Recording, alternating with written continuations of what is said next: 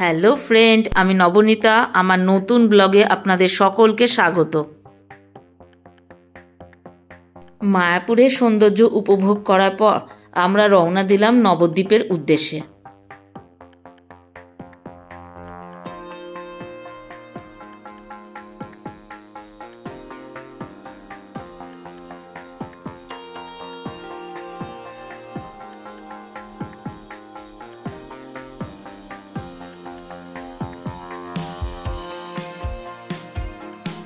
সেখানে ফেরিঘাটে টিকিট কেটে উঠে পড়লাম লঞ্চে। সে এক অন্য অভিজ্ঞতা।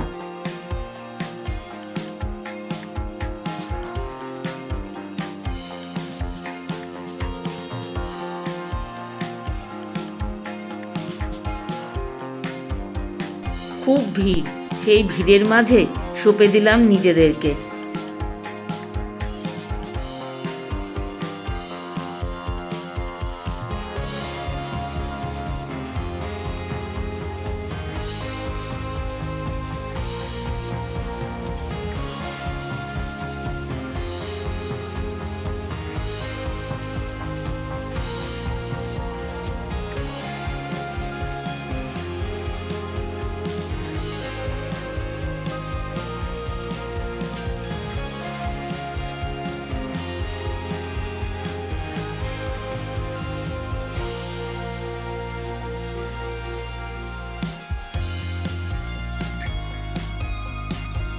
গঙ্গা যমুনা মিলনস্থল আমরা উপভোগ করলাম।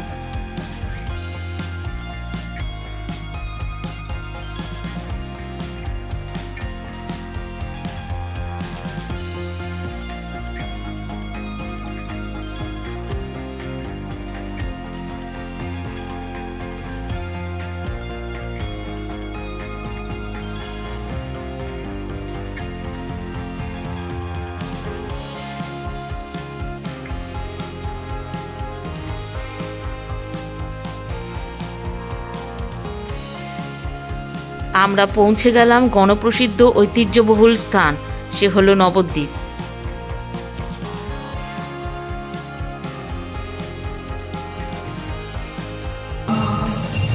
ন্যায় সংকীর্তনের মাহাত্ম্যে সমৃদ্ধ প্রভু শ্রীচৈতন্যর এ এক অপূর্ব স্থান দর্শন করলাম। মন যেন জুড়িয়ে গেল। তাদের ওই সুরমূর্ছনার রেশ বহুক্ষণ মনে স্থান করে নিল।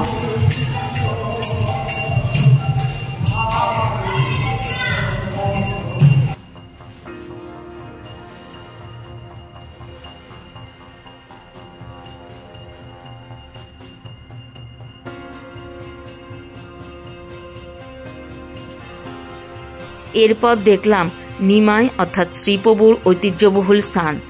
এই স্থান আমরা পরিদর্শন করলাম। দেখলাম কত অদেখা দর্শন, দেখলাম কত অজানা নিদর্শন।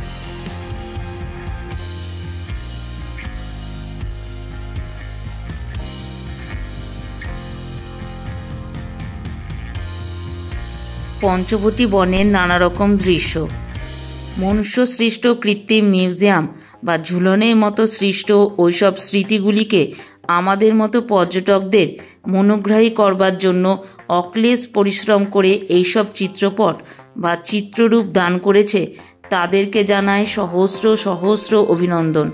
তাদের তুলিকায় যেন জীবন্ত হয়ে উঠেছে তাদের ওই ঐকান্তিক প্রচেষ্টা।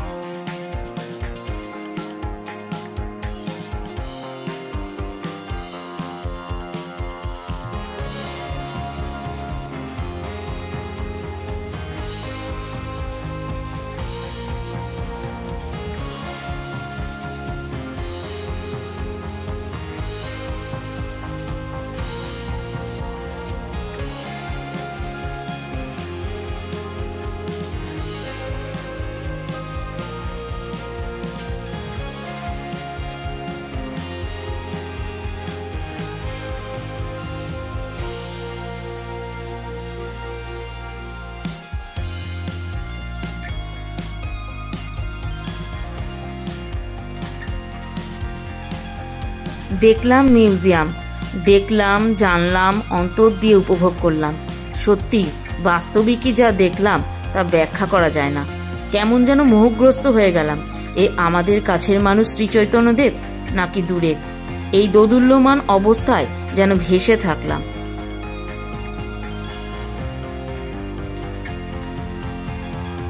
আমরা দেখলাম 60 ফুট উঁচু মহাপ্রভুর মূর্তি।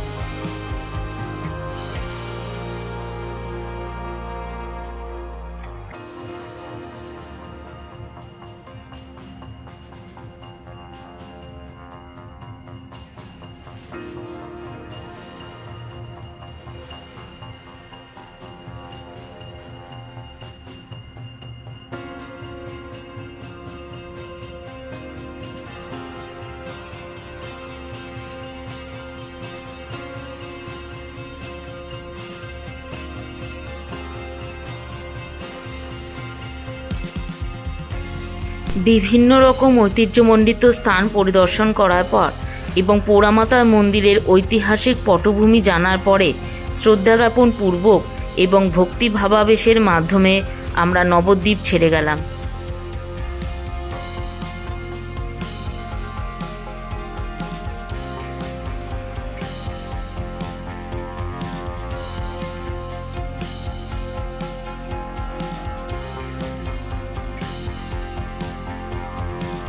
আমরা বাড়ির উদ্দেশ্যে রওনা দিলাম। আমরা এগিয়ে চললাম কৃত্রিম ওই আলোকবিন্দুর আবেশবিদুর হাতছানির নিশানায়। আজকের ভিডিওটা এখানেই শেষ করছি। আমার ভিডিওটা ভালো লাগলে লাইক, শেয়ার, সাবস্ক্রাইব করতে ভুলবেন না কিন্তু। টাটা।